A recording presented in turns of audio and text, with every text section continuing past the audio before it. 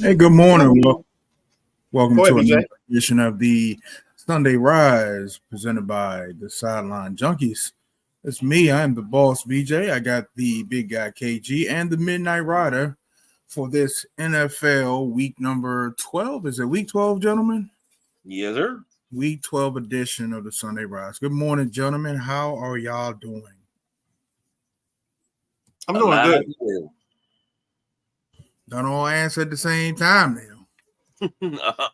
I'm good. I'm good. I'm over Thursday. Time to move on.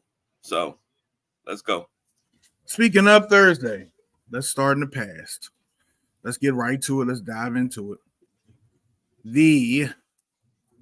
I don't even know where to start. The Washington Commanders get drugged up and down the field by your America's favorite team, the Dallas Cowboys. Gentlemen, I know y'all gonna have a lot to say about this. But I think the score is 45-10, by the way. But I think we all predicted this. I'm pretty sure Midnight Rider got the update on the Vegas odds that we all picked and stuff. But this wasn't a surprise to this panel here. Quick stats: Sam Howell 28, 44, 300, no touchdowns and an interception. He took 4 sacks. And Dak Prescott 22 of 32, 331, 4 TDs, no interceptions, and no sacks. I'm gonna let my two FedEx faithful take this away and kind of get into the game a little bit with, and then also go into the other news that developed later after that, which is the firing of Jack Del Rio. Who else got fired? Brent Visselmeyer, the DB coach. Let's start off here before we dive into week 12. Let's start off with that. Gentlemen, let's go Midnight Rider, finish with the big guy KG. Give me your thoughts, and then just moving on. What's going on? What are we doing in Washington? All right, so if you don't mind, I'll come in on the game first. I'll let KG talk about the game second, and then come back to me because I got something else I want to talk about for the future of the Washington Commanders. That's fine. All right, so this game, some things stood out to me. One, first of all, being that I keep hearing all this EB talk. EB should be a coach. EB should be this. But they moved the football, but this team only got 10 points. At some point, the results have to be the topic of how we define who we're talking about. Not because we want him to be the coach, not because he's a black coach. We need his results to define what we're talking about when it comes to him. Second, this defense is god awful. I felt like if I was back there at 285, full beer belly, and doing what I do, I could have cooked against this Commanders defense. I mean, there were so many guys just running wide open. It was god awful. And I never really talk about my old prowess, especially in this state of being. But this team just gives up everything. It's like Friday night, it's payday, and we at the no-tail motel, and they just giving it up. It's just god awful at what this team does defensively. And I'm gonna stop there. I'm gonna let KG go take the rest. Well, if we're talking about the game, I told you it was going to be a massacre. I told you Dallas was going to score 41 alone. And I think that the over-under was 41 even. Yes. Dallas scored 45 by themselves. I said, take the over on this one. Because Dallas is going to score 40 by themselves. Now, I could say a lot of things. And I said some things online about how, Dallas hasn't beat a team with more than 4 wins all season. All their wins come against tomato cans. You're supposed to win these games. But Dallas should have whooped our ass even more than that. Dallas should have hung 55 on us. Can I ask you a question? Yes, sir. Because I hear Commanders Nation say that all the time. Do we take away from Mike Tyson's legacy because of the bums he fought? No. Mike Tyson fought some tomato cans. Hold on. Tyson fought some tomato cans early on in his career. Bruce Sheldon didn't even get hit and got knocked out. So let's steer away from the narrative of, because you can only beat who they put in front of you. I get that. But You've never gotten a win against a team you never faced. Here's the thing. When you're up and coming in boxing, you got to fight tomato cans to make a name for yourself, especially if you start out as a club fighter. You fight any and everybody to get the experience. Okay. But when Tyson was on top and he was Kid Dynamite, the baddest man on the planet, he didn't shy away from nobody. He would have knocked your grandmother out if the money was right. Okay. I'm not taking anything away from Dallas. Dallas can't control anybody else's record. What I'm saying is don't get too hyped up about it. But I digress. With the way that Dallas is playing, Dallas should have hung 50 on his team. I think they took their foot off the gas and was like, you know what, forget it. You know, I thought we would have seen Trey Lance at least in the third quarter. Just as a child please to the Washington Commanders. This game was atrocious. Then the things that came out about EB and later on about how they want Ron to take back some control from EB because, you know, the control he has and it's too much and this, that, and that. Wait. You're 4-8. You complaining about control. First, it was complaining about what he yells at us. Why y'all being so soft? This is why we're losing, because y'all got no heart. And I said it. The majority of that team has no heart. A heart? This boy has no heart. That's that. I mean, direct your email, sidelinejunkies247@gmail.com. Make sure you put in the subject line, Big Jack KG, Commanders have no heart, whatever you want to say. I said it. Can I slide in here? Can I slide in here for a second? I said it before when there were quote unquote certain players complaining about how the way Eric Bieniemy ran practice, and I'm gonna say it again now with the quote unquote rumors, and we haven't verified if they're true or not, that certain players want Ron Rivera to have more control, have his control back. If the identities of these players are ever found out, they need to be cut. Ron Rivera hasn't busted a grape since he's been in DC. Ron Rivera has accomplished nothing here. There are no NFC championships. There are no Super Bowl appearances. And the playoff appearance they did have, they fell into that. They just so happened to fall into a well that had sleep number beds at the bottom and broke their fall. So whoever these players are, I don't care who they are, they're losers.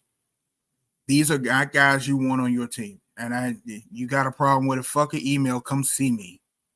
Okay? And these to the players. Listen to me. These are to the players. You come see me because you're a loser. You're nothing. You're a baby. And it's going to take a lot. Like I said, it's not just a culture change. A coaching change, a culture change. This team is so used to losing. And a team in downtown DC is doing it too. They have a new problem. They got rid of one problem. They have a new problem named Jordan Poole. It's the same thing. You harvest a culture of losing. Can we push that to the end of this? Because yeah, sure. But that's a good segue. No, that's a good topic. I like that. I like what you said there because that's got legs to grow.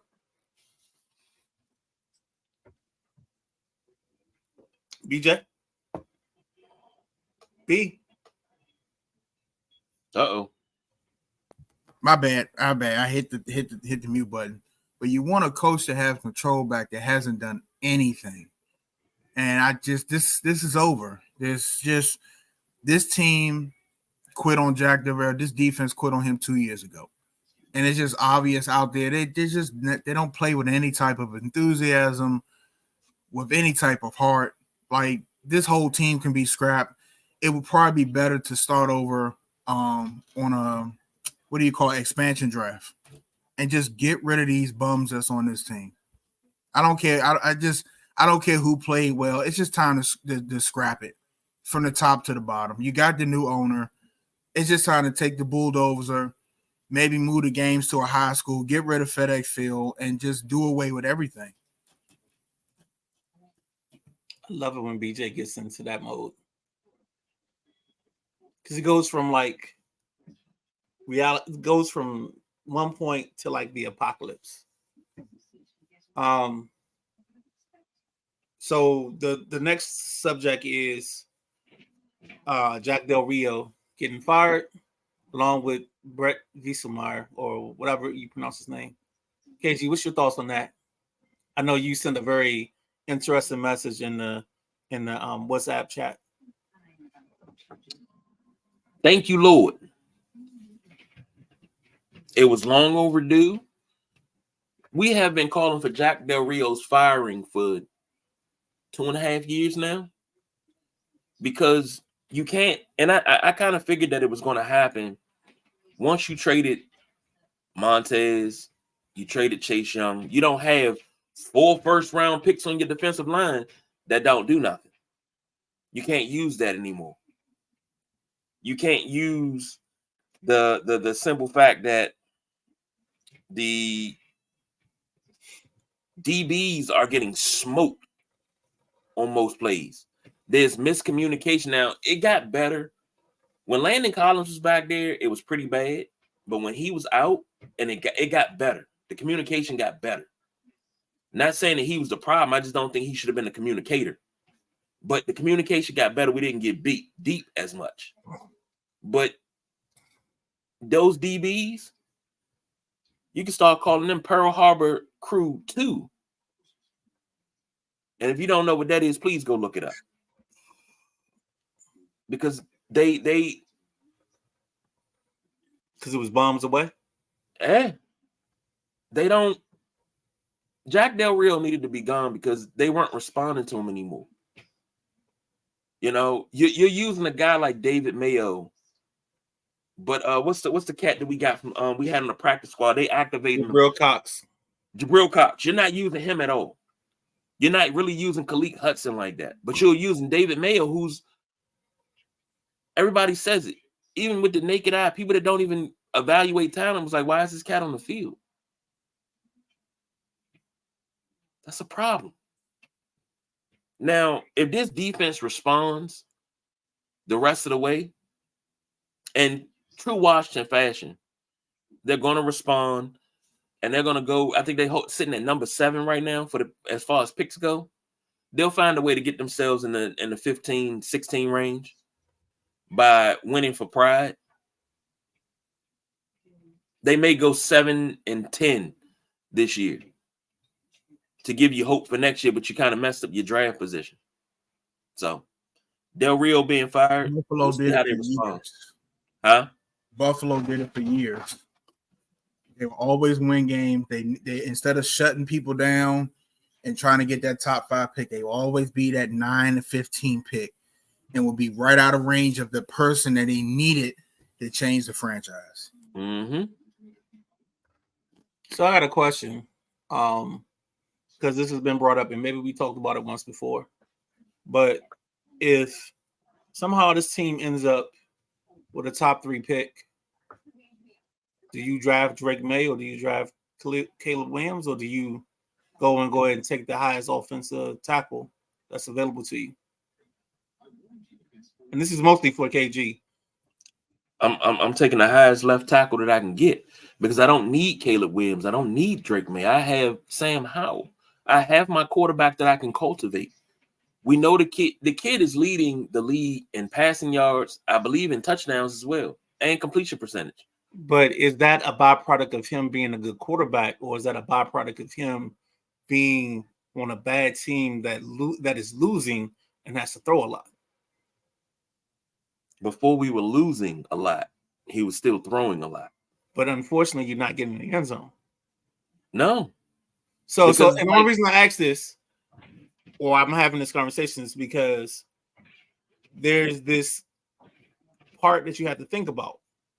Like, there's Alex Smith who was doing what he was doing in KC, but KC took the next step and went and got Pat Mahomes.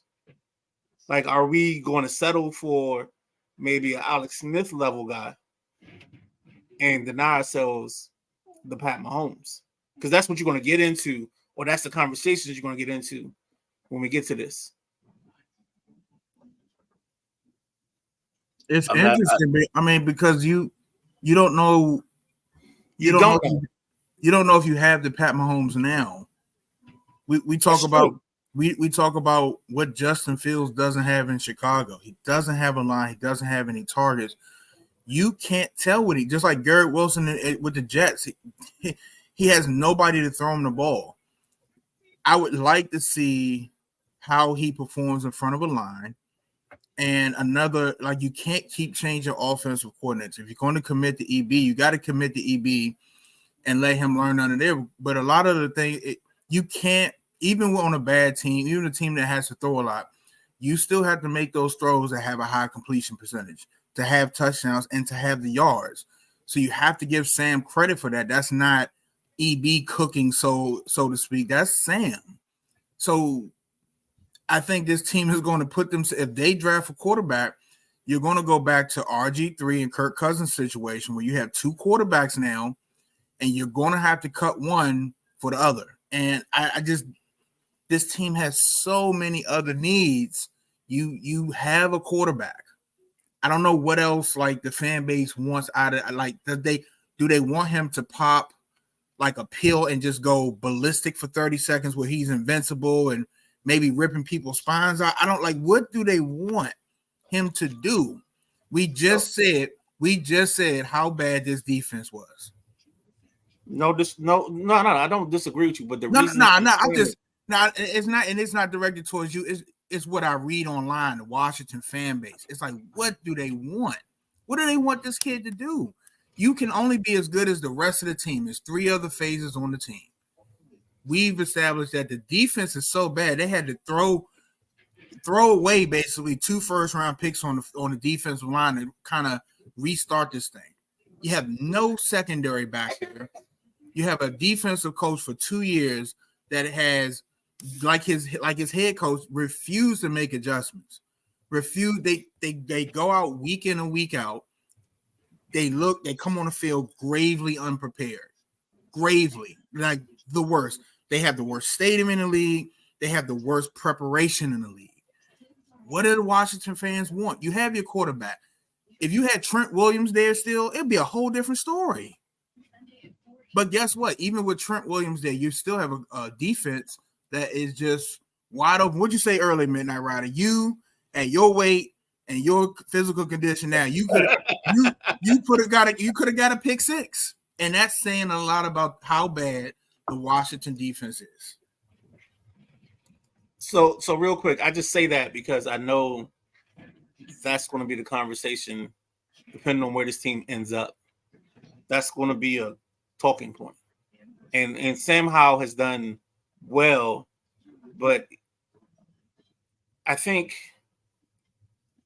when you're picking at 4, 3, wherever, sometimes you have to have the thought process of, is Sam Howell top 10 or is he top 15?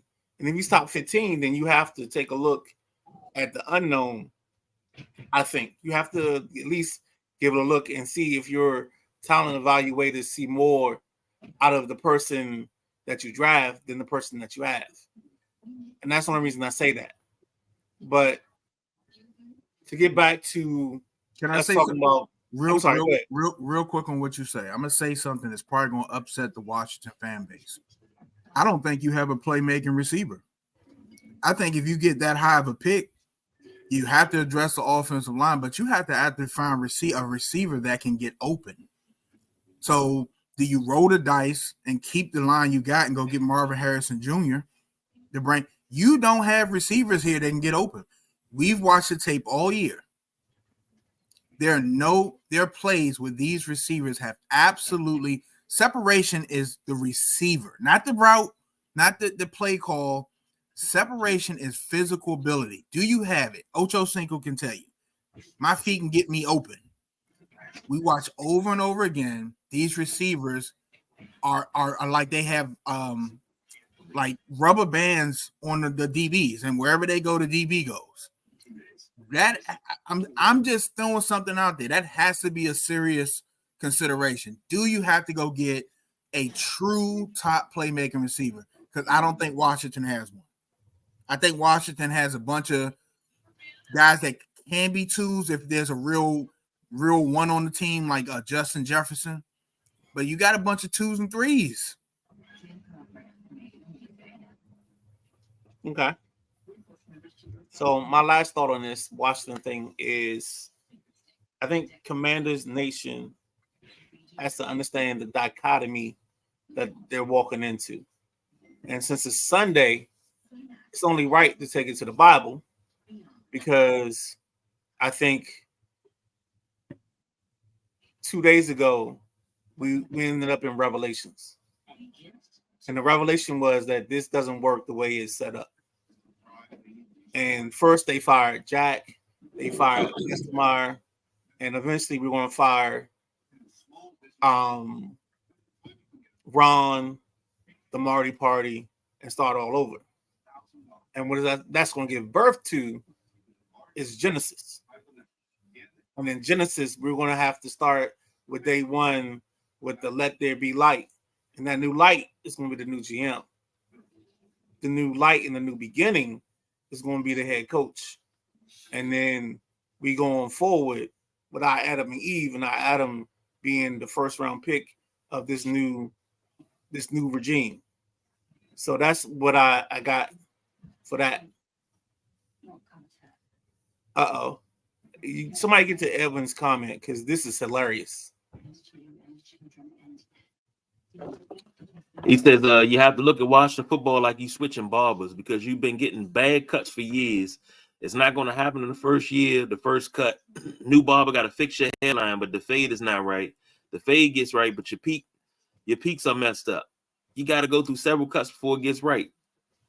And he also follows that up with be patient, fans.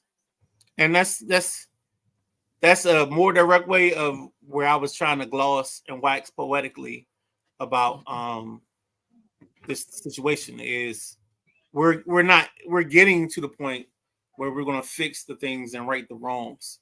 And I think one of the wrongs that we cannot subject ourselves to is being bought into EB having to be the offensive coordinator going forward. Like, you have to let whoever this new coach is, this new person, they have to bring in whatever they're going to bring in.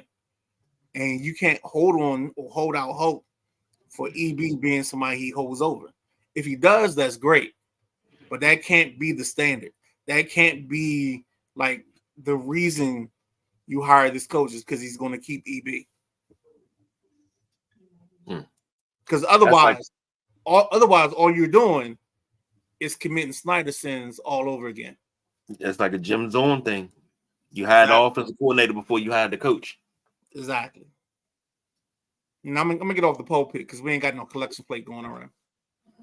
Is there one? Is there one? That's all we want to know. Is there one? When y'all get a chance, I sent something in this Junkies WhatsApp chat. My goodness, the internet is absolutely treacherous, boy. Go ball, burn down the stadium, start over. Oh, that? All right, I already saw that. Yes.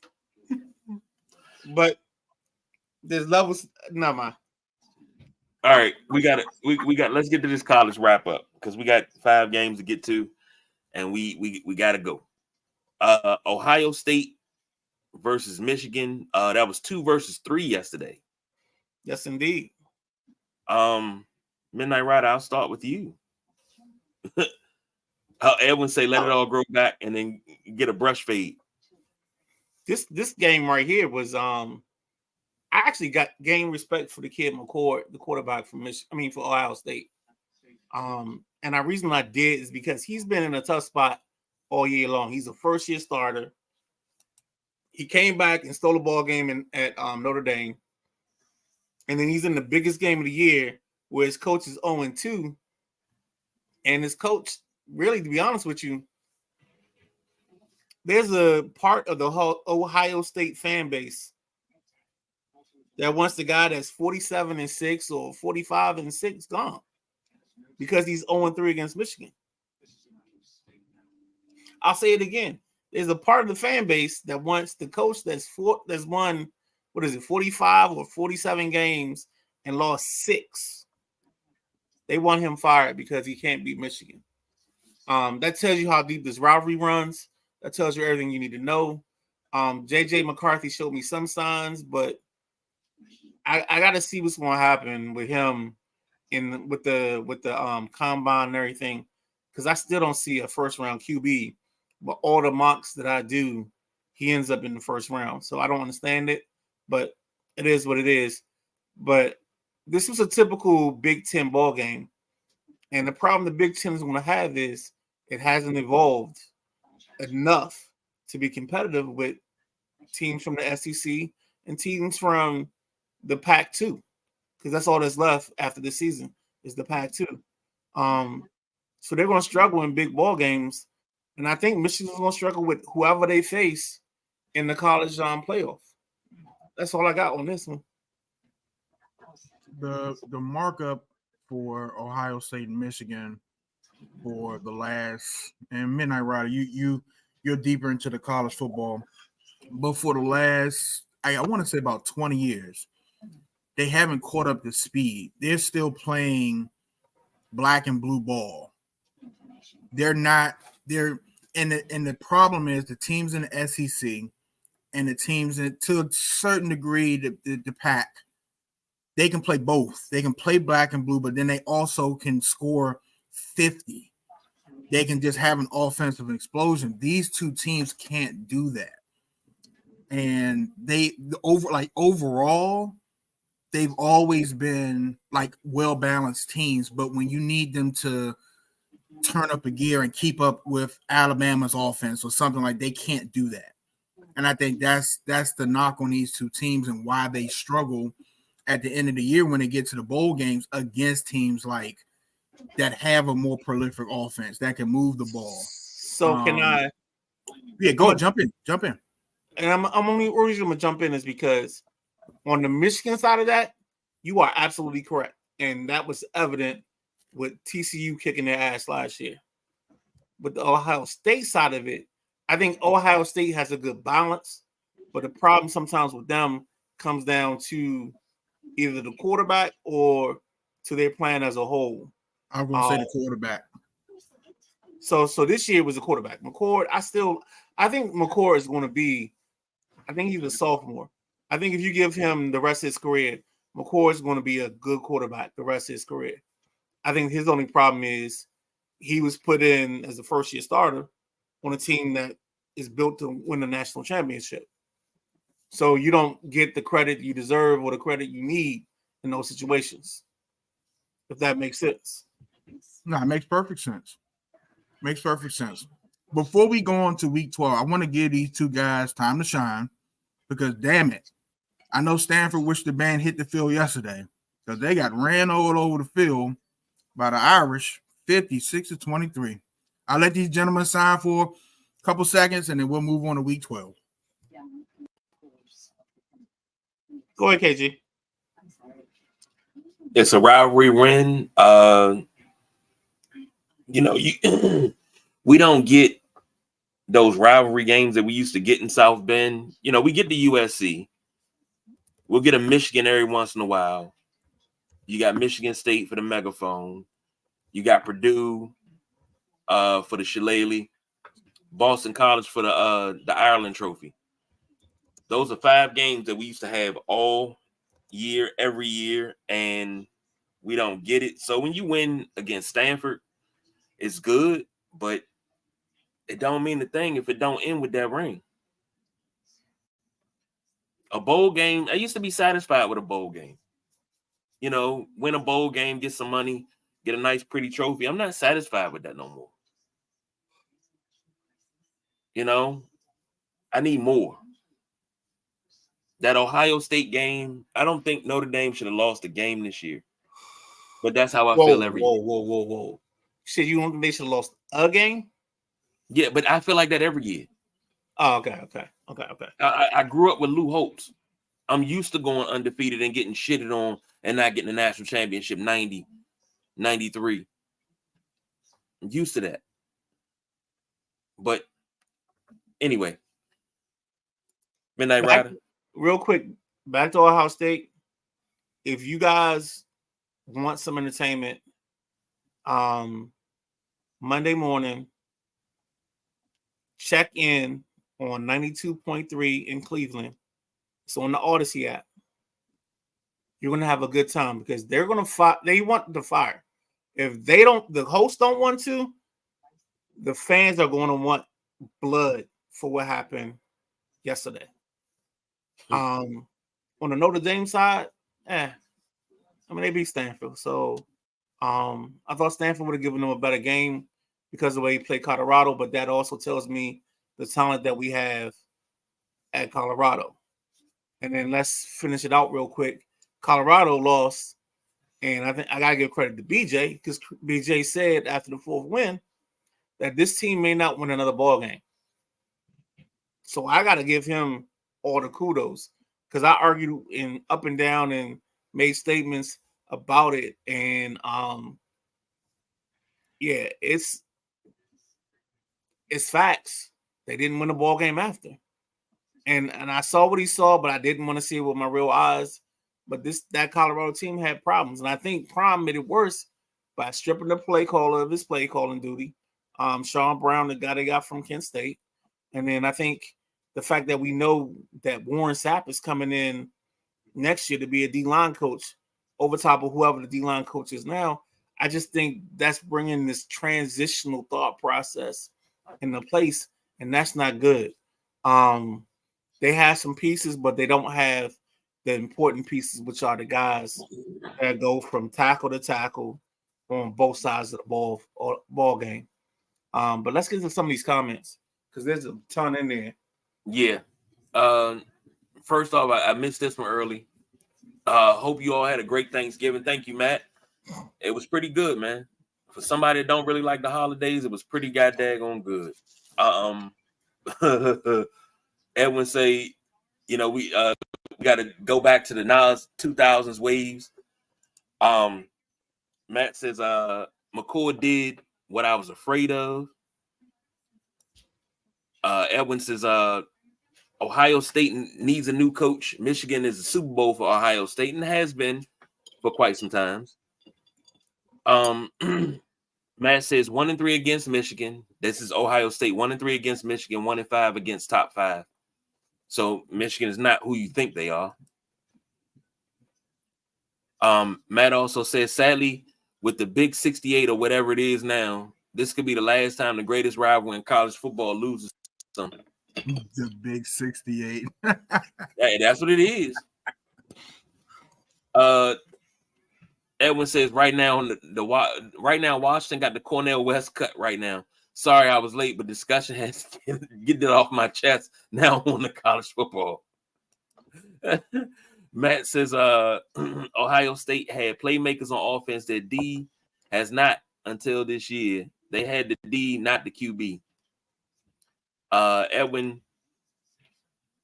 he came in, he says if Ohio State goes 1-10, that one win is Michigan. It was a successful season. That's how Washington fans used to think.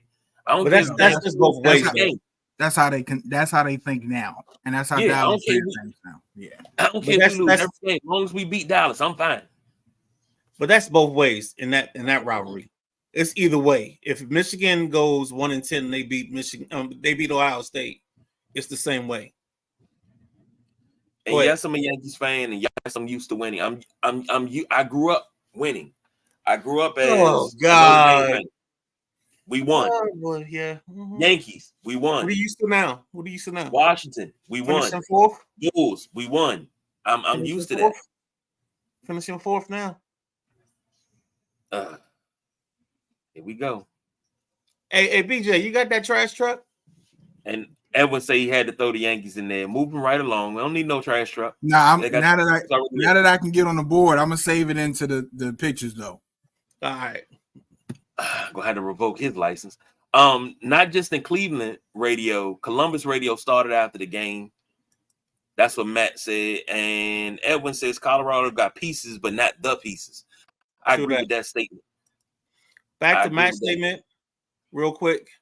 Because one of my things I do is I like to listen to Cleveland radio because they're as miserable as Washington. They've been calling for Ryan Day's job since the season started. And like the only onus on him keeping his job is if he beat Michigan. That's the only way they thought he could keep his job. So now that has happened, I'm curious as to what the conversation is going to be on Monday. And trust me, I'm tuning in. No matter what happens today for Cleveland Browns, I'm there for the Ohio State part of the conversation. But let's move on, fellas. All right. First game up, the Boss BJ's Bills visit the Eagles. I think this will be a test of sorts for the Bills.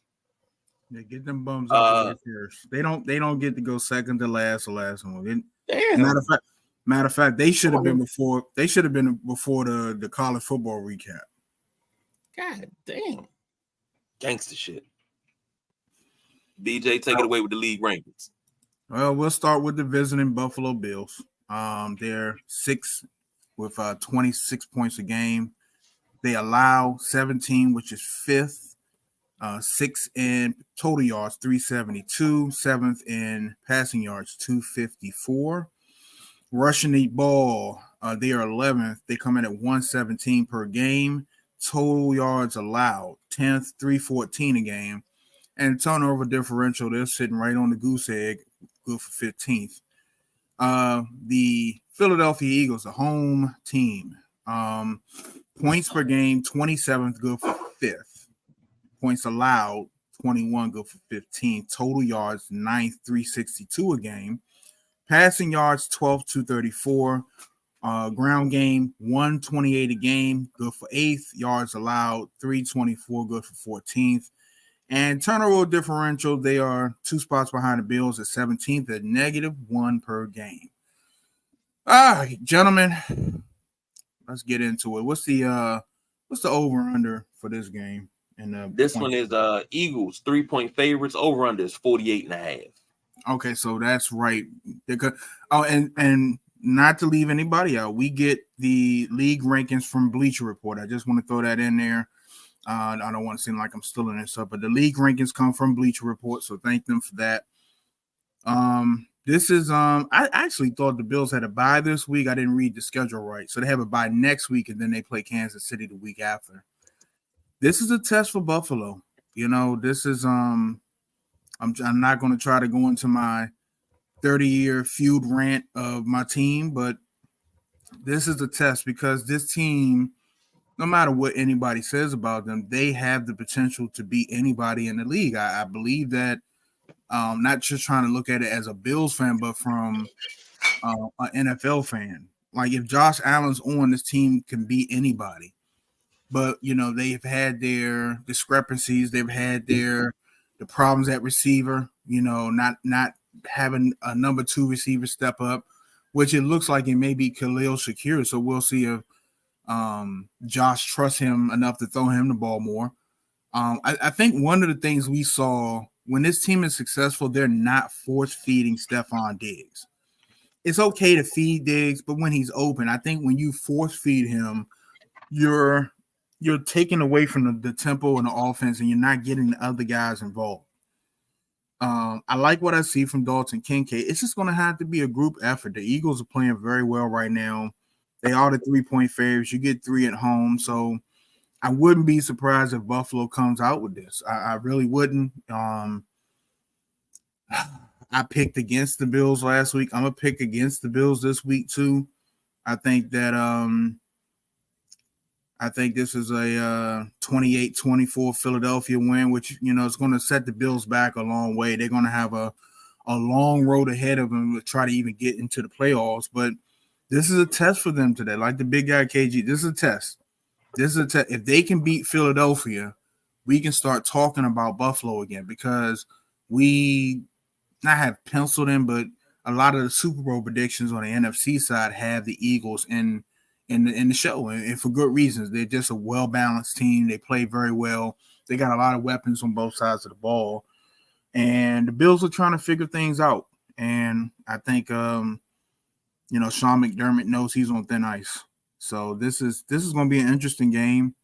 I'll be there at 425 watching it, but I give me the Eagles 28-24. So that'll push the over, and that'll have the Eagles covering the point spread.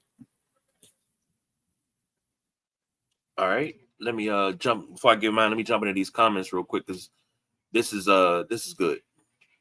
Going back to what we were talking about with college football, Edwin says Cleveland is as miserable as Washington. A lot of laughing emojis with that.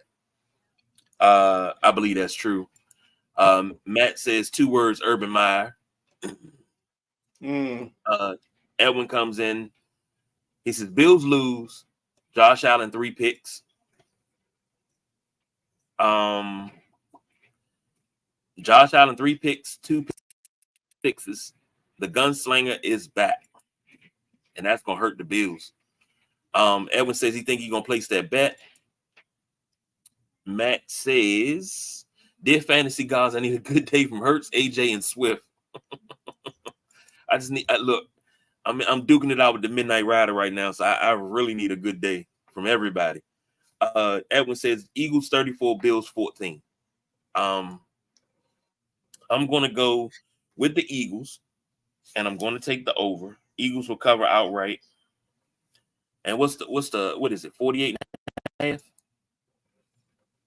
Yeah, this ain't even going to be close. I'm going to say Eagles 31, Bills 21. All right, guys, do me a favor. I missed the put in because I was trying to get a pad to write some stuff down. So the line is the Eagles and what? The Eagles 3-point favorites. Over under is 48 and a half. All right, 48 and a half Eagles. All right, so I'm in unison with everybody. I got the Eagles winning. I'm in unison with the over. And I'm in unison with the Eagles covering. Sometimes you got to hear it to make it make sense. I think my picks on Thursday, I think I ran with everything that the line gave us also. And I think I was 2-1 on those, but we ain't gonna talk about that. I think I won all the games. Yeah, and you still had a 9-point lead, right? I mean, a 9-game lead. When I throw truth out there, you don't want to hear it. Anyway, what's the next game, man? What's the next game, man?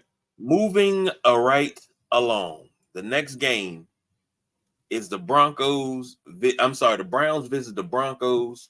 Broncos are 1.5-point favorites. Over under is 37. And here are the stats. Boss BJ, take it away. The visiting Cleveland Browns are 13th in points per game at 22. They're 6th in points allowed at 18th. Total yards a game, 325. That's good for 18th.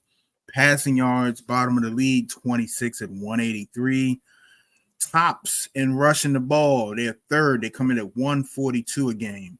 Yards allowed, 1st, 243. They're only giving up 243 a game. Yards allowed per game. Turnover differential, -5, good for 21st. The hometown Denver Broncos, Delonte's Denver Broncos, points per game, 21st. That's good for 15th. Bottom of the league in points allowed. They're giving up 26.8, good for 30th. Total yards, 301. That is good for 23rd. Passing the ball, 191 a game, good for 24th. Rushing, 110, good for 14th. Yards allowed per game. This is when you say total complete opposites. Cleveland's first and giving up 243. The Broncos are giving up 400 yards a game, good for the last spot in the league. Turnover differential +6 at 6. Man, I said last week with the Denver Broncos, I said they're going to have to prove to me that they can take a game and not have a game land in their lap, and they did that. So I'm going to give them their credit. and I'm going to roll with them this week. It looks like they're trying to get it together a little bit. And these games are important because they beat Buffalo. And if it comes down to the end of the season where they're fighting for one of those wild card spots, guess what? You got a leg up on. You got a leg up on the Bills. So these games are important. You have to beat this Cleveland team coming in here with a backup quarterback. You have to. You have to try to just kind of like your defensively Cleveland stuff. But you're hoping that with the backup quarterback, you can kind of play that field position game. Hopefully Russ can get some momentum going and get the offense going. But give me what's the over-under on this, KG? The over-under is 37 even. Ooh. Yeah, I think this is going to be right over like 38, 39, 40. Give me right over the over, and then I'm going to take Denver in the points and Denver to win. So right over. I don't think it's going to be, I think it'll be right over. So it wouldn't be surprised if it's 37. Can somebody give me the banner again with the lawns? No, the next one. I'm sorry. That's the wrong one. Are you good? So it's Broncos minus 1.5. Somebody tell Edwin, ask him what's he doing Tuesday. And over under 30. Well, you just did. Edwin, what you doing Tuesday? Oh, shoot. KG, I know what I'm doing.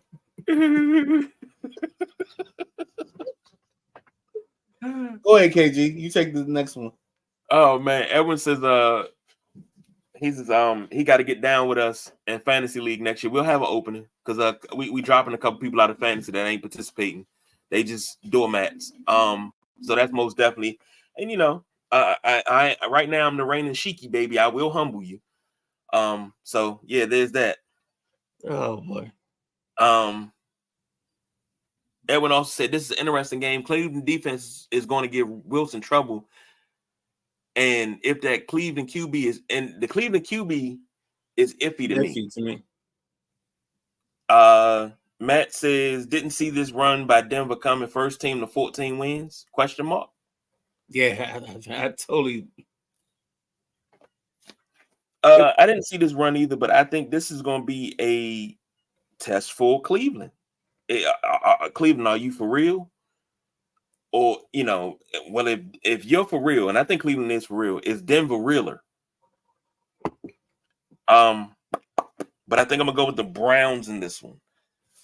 And give me the under. I don't think this is going to be a high scoring game. I think this is going to be like a 17-14, 17-13 at the most. Yeah, I mean, I can't even argue with you on this.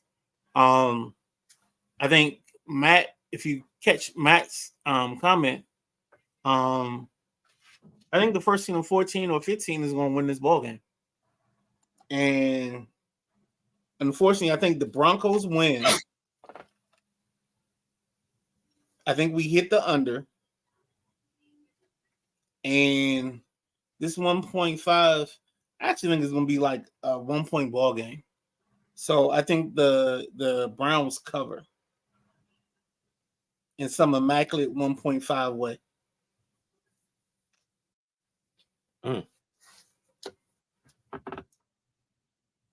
So you taking the Browns to cover. You're taking the under. And I got the Broncos to win. Broncos win. All right. Ooh, did y'all see the score that Edwin got for the Bills Eagles game? Yeah, 34-14. Ooh. It's ugly world out there. Next up. What Gary Owen say? Ski-wee? I'm sorry, my bad. Please don't do that again. Next up, we have I just disowned myself. The Kansas City Chiefs visiting the Las Vegas Raiders, a divisional game, old AFL rivalry. Chiefs are 9.5-point favorites. Over under is 43.5. Boss BJ, take it away with the stats. The visiting Kansas City Chiefs. They are 14th, and they come in at 22 points a game. They are third in points allowed, which is 16 a game. Eighth in total yards, 365. Sixth in passing yards, 255 a game. 14th in rushing, 110. Fourth in yards allowed, 283. And turnover differential, they're 21st, -5. The home team, the Las Vegas Raiders. 16 points a game, good for 26. Points allowed, 20, go for 12th. Total yards, 277, that is 29th. Passing yards, 23rd at 198 a game. Rushing yards, they are 31st at 79 yards a game. Yards allowed, 342, good for 21st. And turnover differential is -7, good for 31st. What's that line again, KG, for this game? Bringing it back for you. Chiefs -9.5. Wow. Let me tell you this. We said this. A lot of this is before Antonio Pierce took over. And, these stats are going to stick around for a while. I think I'm going to take the Chiefs to win. I'm going to take the over, but I'm going to take Vegas to cover that 9.5. Like I said, this is a different Las Vegas team.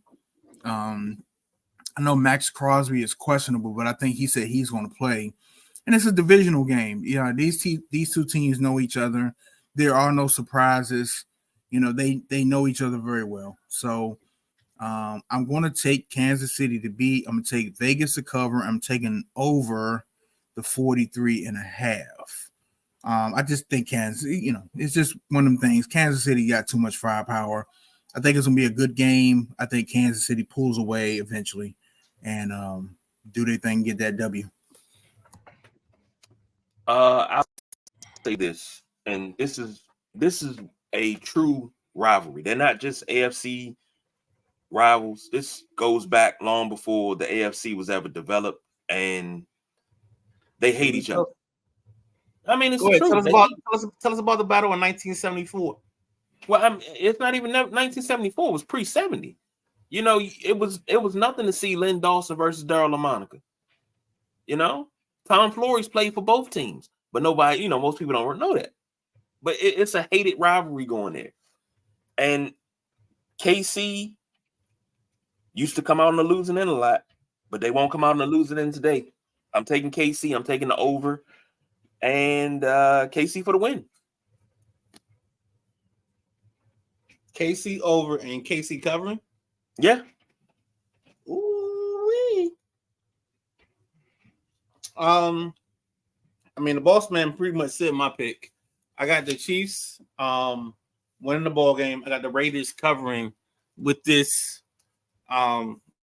newfound love they have with Antonio Pierce. And I think the game is still going to hit the over for sure. And that's pretty much it. I can't believe in Aiden O'Connell, but so much. Yeah. Matt says so happy Pierce has been playing Raider Bowl. I think Al Davis would be proud. QB still good enough for the Raiders to get a W, but I think the Raiders still not good enough for the Raiders to get a W, but I think the Raiders will be competitive. So let's pin a talk for late in the wrap it up session. QBs, and I'll guide it after we get there. Okie dokie. Next up, you are looking live. We staying on the West Coast. The Raven. Baltimore Ravens take on the Los Angeles Superchargers. Ravens are 3-point favorites. Over under is 48.5. Boss BJ, come through with them stats, brother. The Baltimore Ravens, the visiting Baltimore Ravens, they are fourth, scoring 27 points a game. They're second in points allowed at 16. They are seventh in total yards, 366. They come in at 211 passing yards per game, good for 20th. First and rushing yards 155. KG, take that overlay down for a second. Oh, I'm sorry. No, you That is good. my fault. They I was are supposed to take it down. second and yards allowed at 273 and turnover differential +2 for 11th. The hometown Los Angeles Chargers are scoring 25 points a game, good for 8th. They're allowing 23 points a game. That sits them at 24th. Total yards a game, 354. That's good for 11th. They are getting 248 yards through the air. That's good for 9th. On the ground, 105, good for 18th. Yards allowed, 393, good for second to last, 31st. And turnover differential +7, good for 4th. I don't even know where to go with this because these are the two teams that we say all the time that love to lose games. And I think what's going to happen is that they're going to flip a coin and something in the universe is going to suck the SoFi Stadium in, and then we're going to lose these two teams for good. I think that's what's going to happen. So give me 0 on the over, 0. Nah, I'm joking. These two teams, man. I'm taking the Chargers at home. Like I said, these two teams love to give games away. They love to, we call it chargering and ravening. That's so Raven. Oh my goodness, it's a night game too. Give me the Chargers. Give me the over, and I'll take the Chargers and at 3 points. I'll take them to cover that line. Like I said, Baltimore's cool, but just like we say about the Cowboys all the time, you get to the end of the year and then you start losing gas and the car starts stuttering and sputtering. That's what Baltimore does all the time.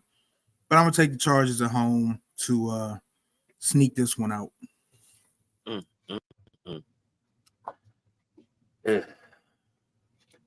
Quick comment. Matt says if Pierce gets a W today, they make the playoffs. He also says, please don't Baltimore today. They are on my survivor pick, and it's down to 2 of us. Because he got millions and millions. I'm sorry. I'm going to take Baltimore. I'm going to take them to go under, but they'll get the win. They'll find a way to make it close, but the Chargers will find a way to lose this game. So give me Baltimore in this one. So who's is Baltimore covering or Chargers covering? Baltimore covers. All right. Sorry. I'm with you, KG. I'm with the Ravens. 48.5. I think we'll go over because I think Lamar has a big day today. So, and our safe bet in bowl prediction segment. Expect a Raven. Quote, nevermore. And in the last part of that, I'm gonna take the Ravens to cover. I think they'll win by more than 3. Okay. What's next? Next up, last and final Here one. we go, baby. You have the Jacksonville Jaguars versus the Houston Texans. In Houston, that's a 1:00 game. Jacksonville is a 1.5 point favorite. Houston, over under is 48.5. I'm sorry, boss BJ, take it away. I think CJ Stroud needs 234 yards to break Justin Herbert's rookie season passing record. So he's going to get that today. This right here is going to – who would have thought that this would have been the game is going to be today? With so much – the midnight ride. He got his hand raised. The implications on this game today are huge. So if you want to just watch a game with playoff atmosphere, this is for you right here. We'll start with the visiting Jacksonville Jaguars. They're scoring 23 points a game. That's good for 11th. They're also 11th in points allowed at 20. 334 total yards a game. That puts them at 16th. 15th at yards through the air, 225. Yards on the ground, 180 game, good for 17th. Yards allowed, 341, and that is 20th in turnover differential. They're 9th at +3. The hometown Houston Texans come in at 23 points a game. That's good for 10th. Points allowed, 20th. That is 13th. Total yards, 377, 5th. They are the second best passing team in the league at 277. They're 23rd running the ball at 99. They allow 337 yards a game. That's 18th. And their turnover differential sits at +2. I'm taking the over.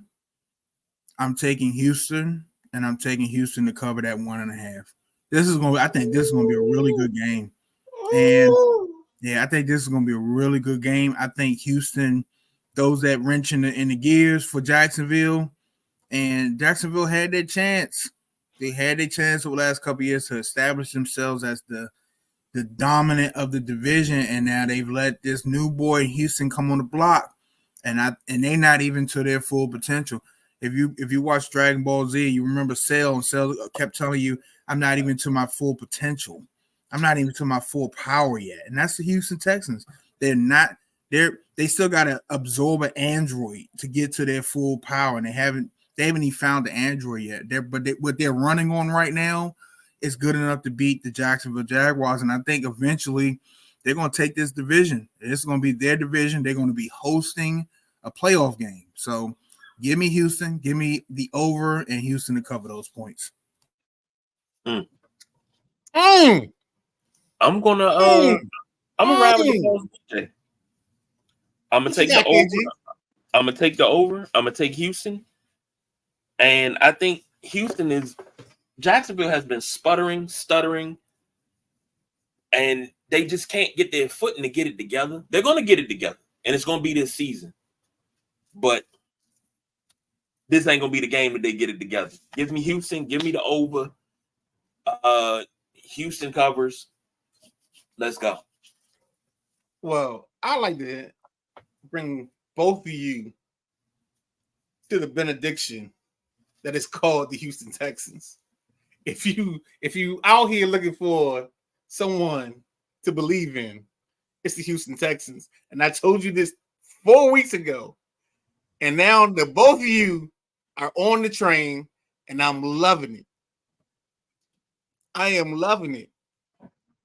Because if we lose, we all losing this as a team. Because I got the Texans, I got the over, and I got the Texans covering. Because this is my squad. I'm riding with them the rest of the season. And what BJ said, win a division? Woo, Lord. I wasn't even there on winning the division. I figured the Jags would win the division and they'd be a wild card. But hey, if you believe, say you believe, BJ. That's all I gotta say. Bulls on parade. Here we go.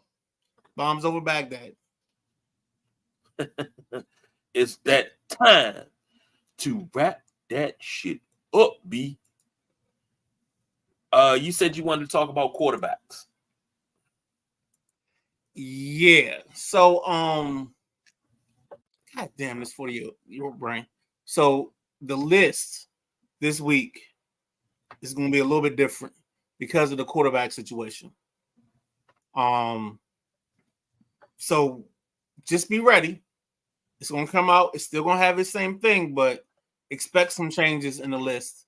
Some guys that were 5 or 4 probably going to be 2 or 3. And that's pretty much the list on that part. The other part is quarterbacks coming into this draft. We got to start thinking about how we want to prioritize these guys. Because you got to think about Michael Penix Jr. with the big Penix energy.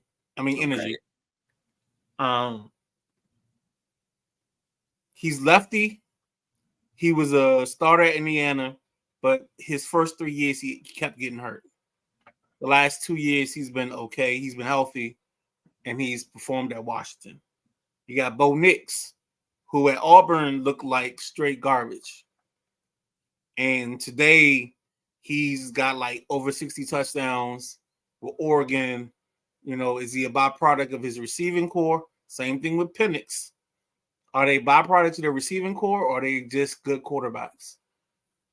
We go to a guy like Quinn Ewers, who I know or I think is going to come back for another season because he doesn't have a full body of work. You got a guy like Shedeur Sanders, who's put some work out there, but do we think or do we know if he's coming out? If he does, he'll add to the list of quarterbacks on this list.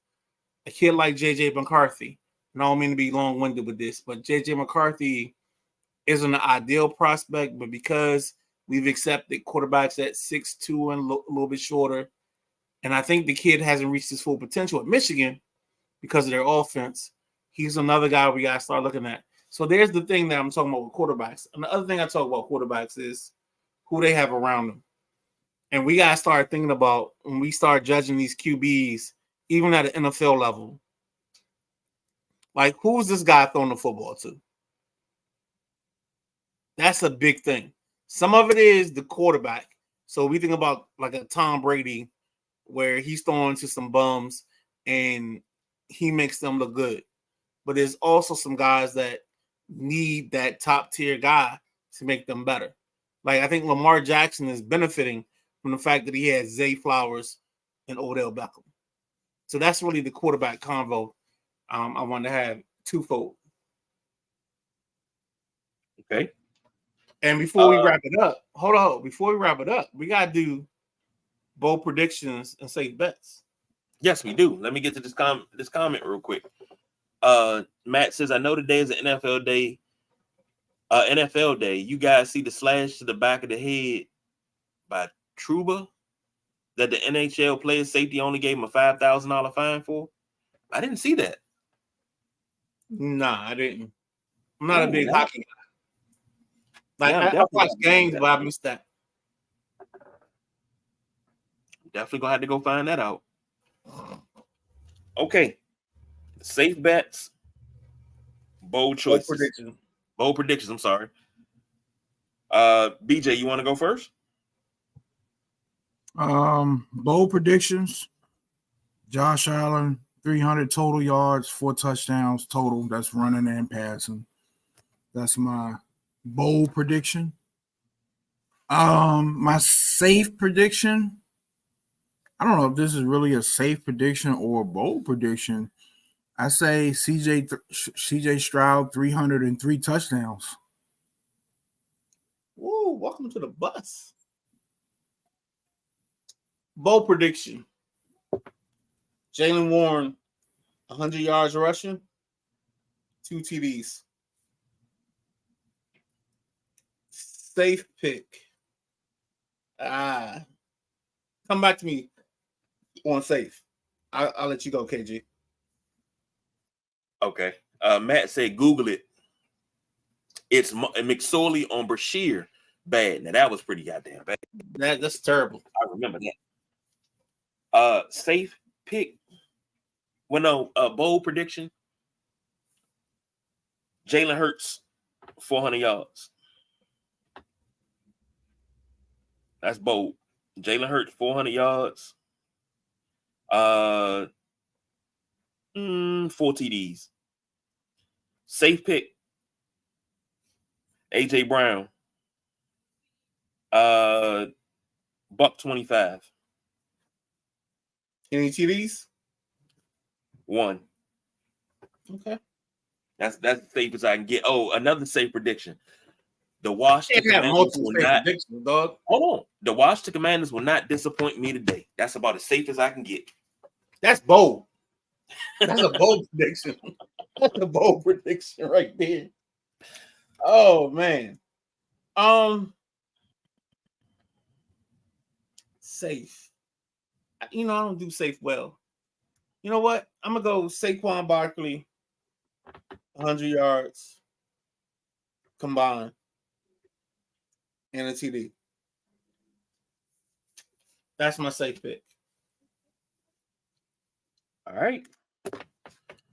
So just in case you're keeping score at home, we got BJ with Josh Allen for 300 yards, 4 TDs, and CJ Stroud as a safe bet with 303 TDs. I got Jaylen Warren with 100 yards and 2 TDs. Saquon Barkley is my safe with 100 yards and a TD. KG has Jalen Hurts with 400 yards, and then AJ Brown with 125 and a TD. You want to finish out with the comments and we take it from there? We caught up on the comments. We're good. We got a couple last second. We did. Matt, the last second one. Oh, I thought it must have been out. I clicked off of it. Matt says, if your Hurts and Brown predictions come true, I will buy you a beverage of your choice. There we go. Hey, I like those odds. All right, guys. First and foremost, if you see the banner running across the bottom, please buy your Fort Mose, your Fort Moses, whatever you want to call it. Use the code Maniacs, get your discount. We appreciate you guys watching, listening. Check us out on YouTube. If you're on YouTube, make sure you click subscribe so you get us all the time. We're on other formats.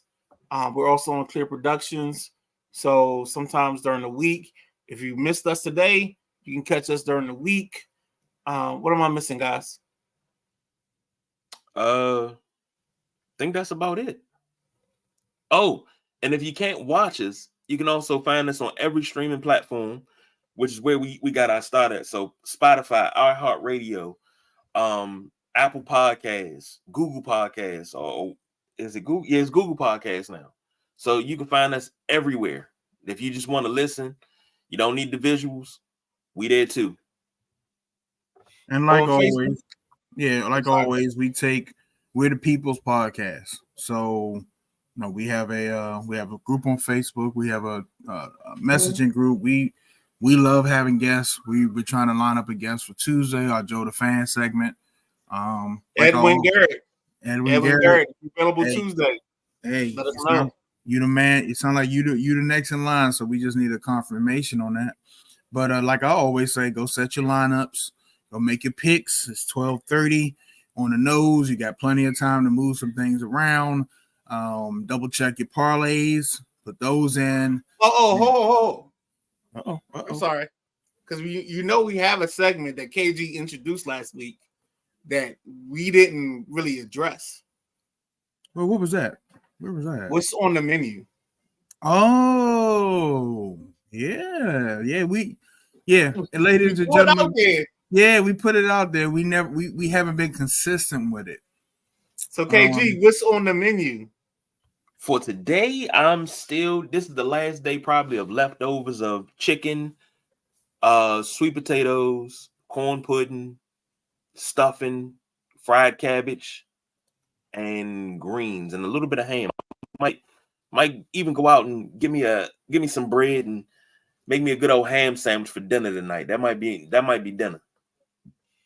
So what's on the menu? I have already cooked chicken and rice, but we're also going to do some spaghetti today. With of course the nice little onions and green peppers mixture. I think I'm doing wheat noodles. So that's going to be a little twist for everybody. And I think that's it today for me. B, what you got? It's going to be leftovers, turkey wings, mac and cheese, some string beans, some yams. And this will be the last day of leftovers. Whatever's not eaten today is going in the trash. All right, fellas. Go to work. And Matt said leftovers as well. Blue Roses 026 says hello. Hi, Kasha. Hello. Hello. But that's all we got for today. It's time to get settled in, watch some good football. Enjoy your day, enjoy your Sunday. Back to the grind tomorrow. So until Tuesday, for the boss BJ, the Midnight Ride, I'm the big guy KG. We don't do no overtime, y'all. We are out of here. Peace.